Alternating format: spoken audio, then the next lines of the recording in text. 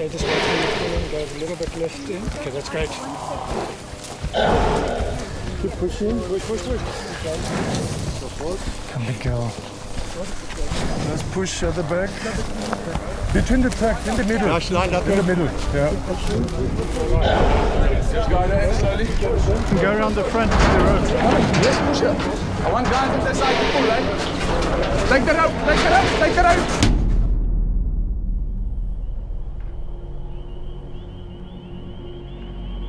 The story of rhinos can almost be predicted.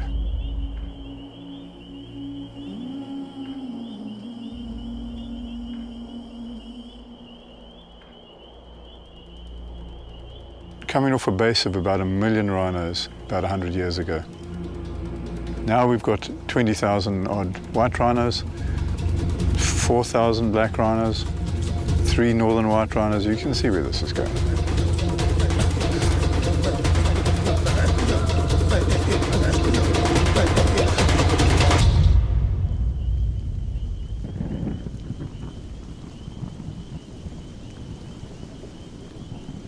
I'm Derek Joubert, and started this Rhinos Without Borders project, and there's a lot more to you than that.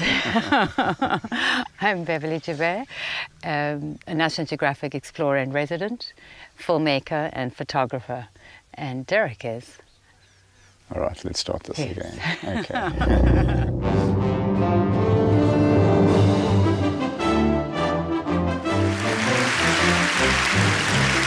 We are truly passionate about the African wilderness and protecting the African wilderness. So we started off more into the science, studying lions and the interaction with hyenas.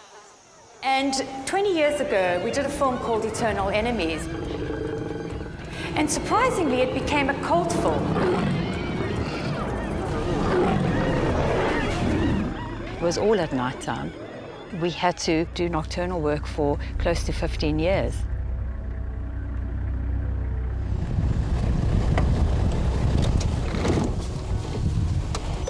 There's these buffalo horns, you know. We call it a boss. And it's got shock-absorbing features in it, so it stops the brain from getting the jolt. Because the bulls smash into each other with that armored plating. Oh, this is spectacular. Got the whole herd and all the egrets flying. Our very first trip to Botswana was a true adventure. We were very nomadic at that time, and we would just camp from one island to the next. We felt like our spirits were free. And just being enthralled with the pristineness of it.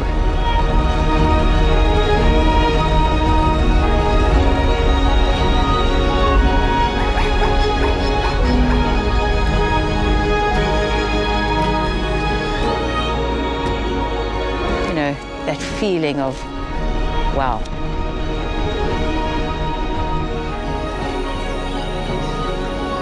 We felt that it was true wilderness. Our careers and lives have evolved in a way that it was never planned. We never ever knew that we were going to end up being filmmakers at all. It's great reflection out there, look at that. And I think coming up to Botswana, it said to us that we've got to be part of it, somehow, part of that story. But we had to go to our lowest point. And I think our lowest point was when we were confronted with the amount of poaching that we were seeing. Just racks of meat and mounds of leopard skins and skulls of lions. And we were horrified. We didn't realize that it could go to that extent. And so we realized that we had to do something beyond just making films. And the only way that you really save these big iconic species is to protect the land that they roam on. And so we started this Rhinos Without Borders project. And what we're doing here is moving 100 rhinos out of the highest poaching areas in South Africa and move them to the lowest poaching areas, which are in Botswana, over the next 18 months. Quite a lot of this started when we were driving up a cut line through the bush here, and we heard some gunshots. and discovered the last black rhino in Botswana having been shot. So there's this pillar of Africa, cut down and hacked up. And that makes us angry. 2 months ago, we got a call. An owner in South Africa said to us, if you're going to move these rhinos, I've got 15, but you have to move them immediately. Because the poachers are here now and they're shooting them. And they had shot 4 of the rhinos the night before, and they were going to come back that next night and they were going to shoot the rest.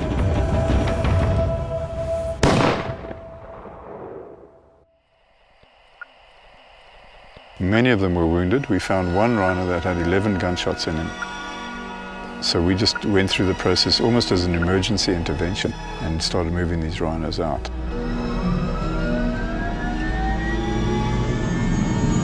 Okay, let's hit it.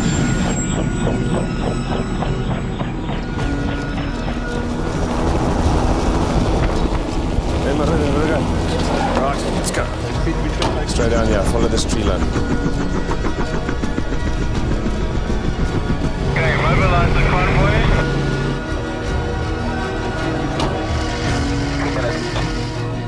Pace down here.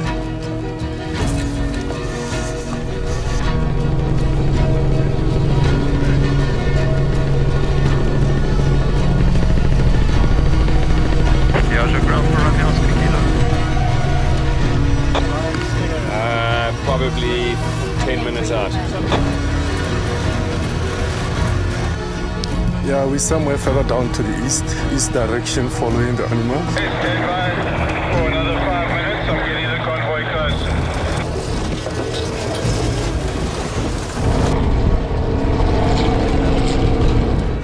Let's quickly walk.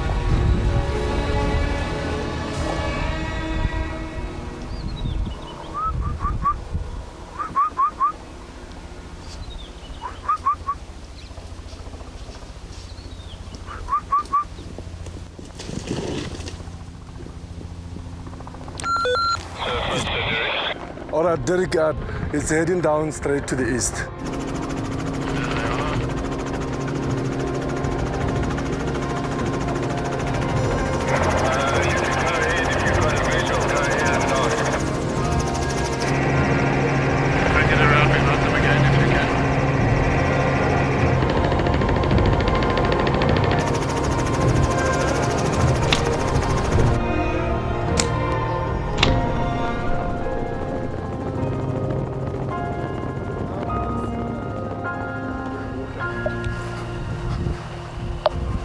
There is our animal.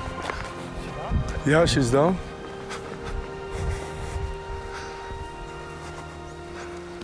That's perfect shot, eh? You need something for cover the ears? Yeah, we don't have any. Okay.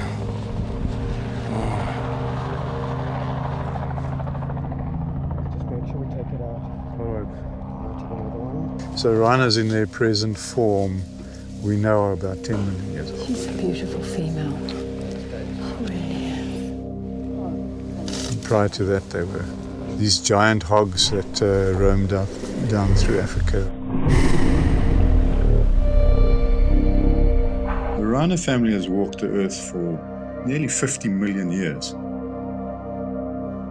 Among them were the other large mega herbivores, keystone species that have the capacity to really be architects of their environment.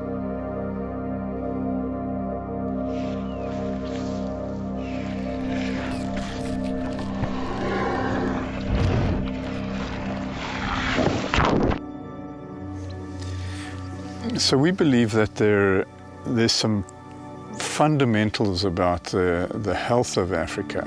The blood pressure's good. Her ears are good. She's breathing nicely. It's like this giant jigsaw puzzle. And if we protect lions and elephants and rhinos, everything works in Africa. Without the rhinos, the system starts unraveling and everything stops working. And eventually, you have so much of it collapsing. It sort of implodes in on itself. You'd no longer have that true wilderness.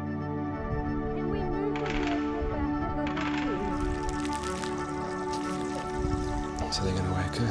We're gonna push her up. Okay, let's get some manpower here.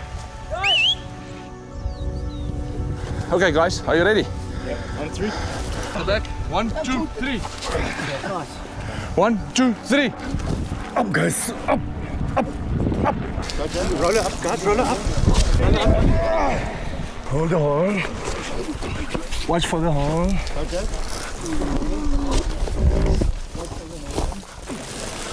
Let's walk here. Come for me straight like this. Okay. Support on the phone. Come on that side. Go down the middle one, Nikki. Yes, okay. Watch out your fingers here on the side. Okay. Just leave it all on. Carry on, carry on. Just go there slowly. You can go around the front to the road. Take that out, take that out, take that out. Watch out, yeah.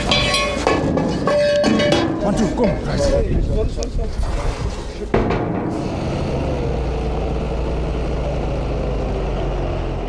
The thing about it is, none of these animals ask for us to do this. It's quite a lot of suffering, quite a lot of hardship, and they don't understand that we're doing it for the right reason. You heard the news yesterday? No? No, we haven't. Oh, you didn't hear the... No, we haven't been on. Oh, the one in San Diego passed away. Oh my gosh. What a time. So there's Yeah. literally only 3 left in the whole Yeah. world now.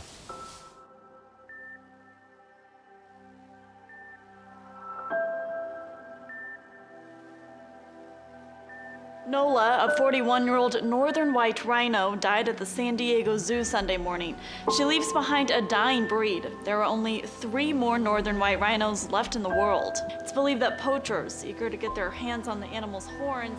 You know, we wouldn't be doing any of this if it wasn't for this ridiculous myth that rhino horn actually has some sort of medical value.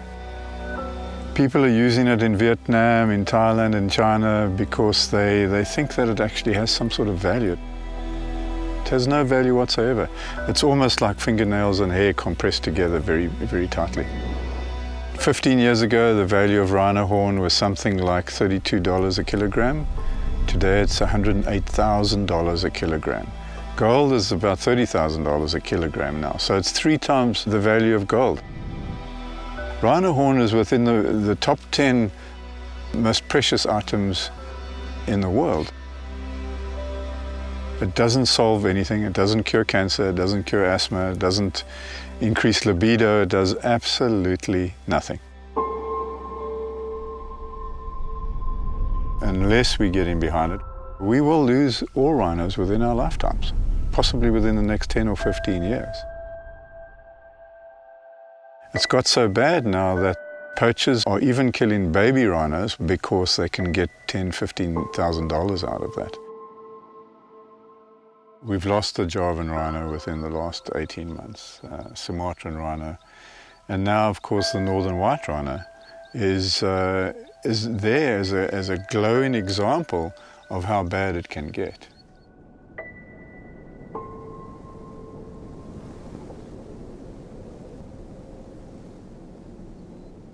We're on the Alpejita Conservancy, which is home to the last 3 northern white rhino in the world. You know, the life expectancy of a rhino in the wild is about 40. Sudan is 42. He's gonna go eventually, and we all know that. And then there will be no male left. He's the last male standing.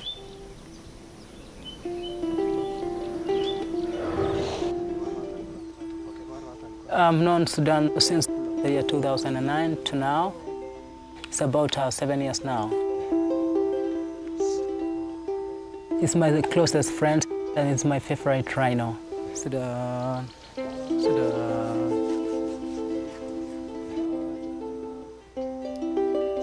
Being wrapped behind the ears, under the belly, yeah.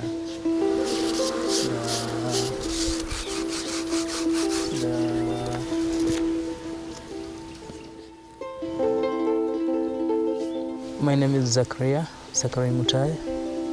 I'm head keeper of the Northern White Rhinos.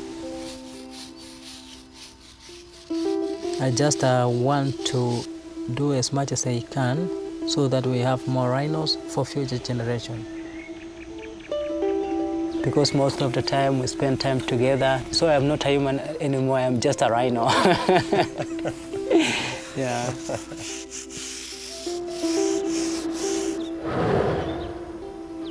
If we can lose such a big animal, you know, imagine all the other species that are disappearing every day and that nobody cares about.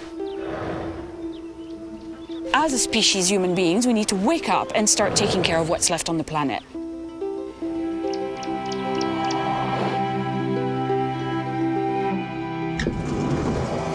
So, this is our orphan southern white rhino. Can we come in?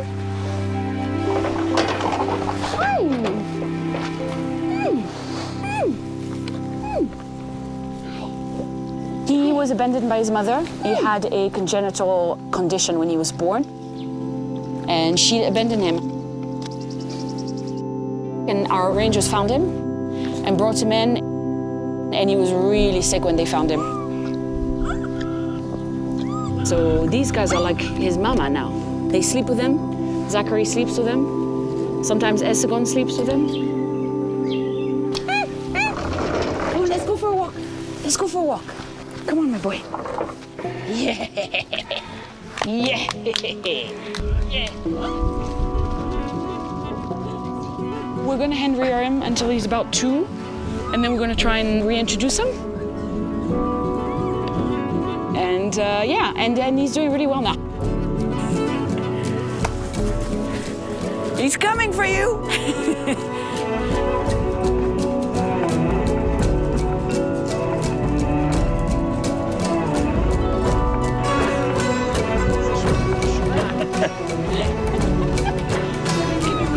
You can't beat that.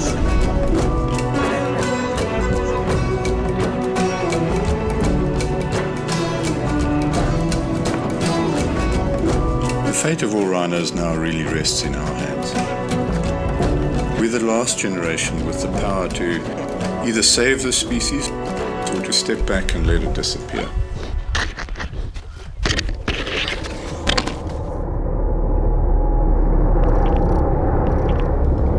Here it comes, everybody.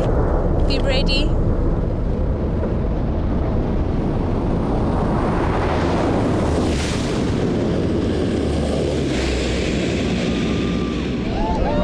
They've arrived. Incredible.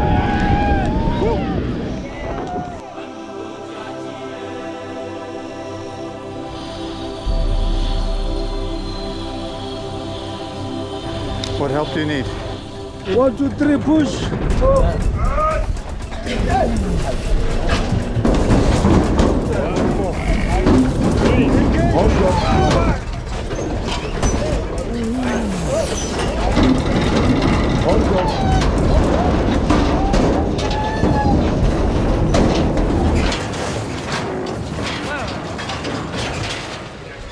They're going to need to get them out. Yeah.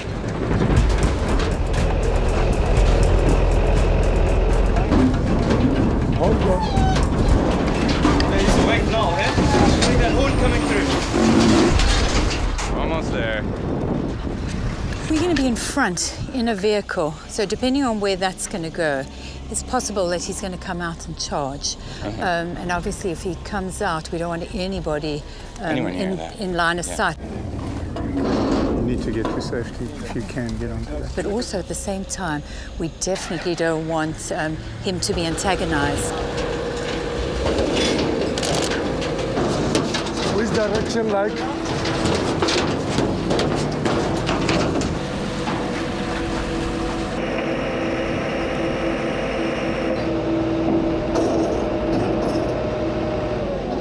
You feel the heat now. Yeah, just got to get him out here. Are you guys ready to do it? Yeah, let's go. Kom maar, Robba. Kom, big boy.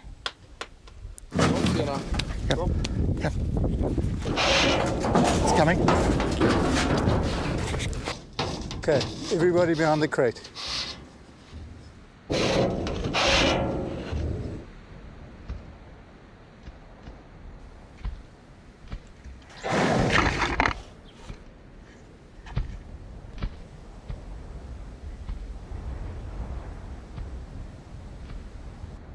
Stay still. I'm right behind you. Okay.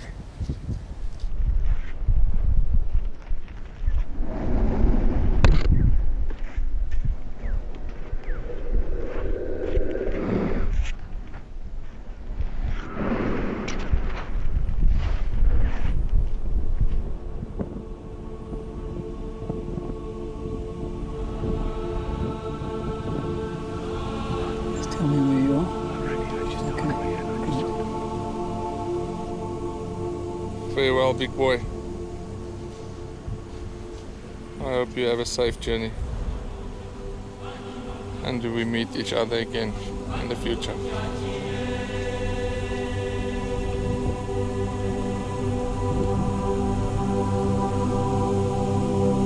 One looks back at your life and it's made up of these turning points. I guess that we're all the sum of the journey that we've taken and the changes that we've made. Maybe we can create a story of good hope. You know, that might trigger something, trigger you to make a change.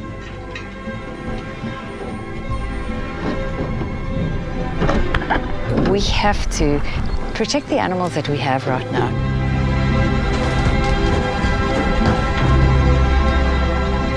We have the capacity to push this tipping point.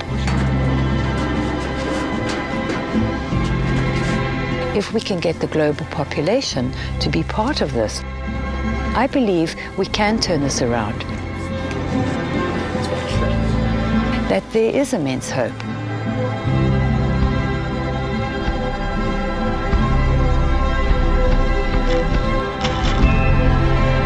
This is all about repairing the damage that we've done and understanding that we're not apart from this. We're very much a part of it.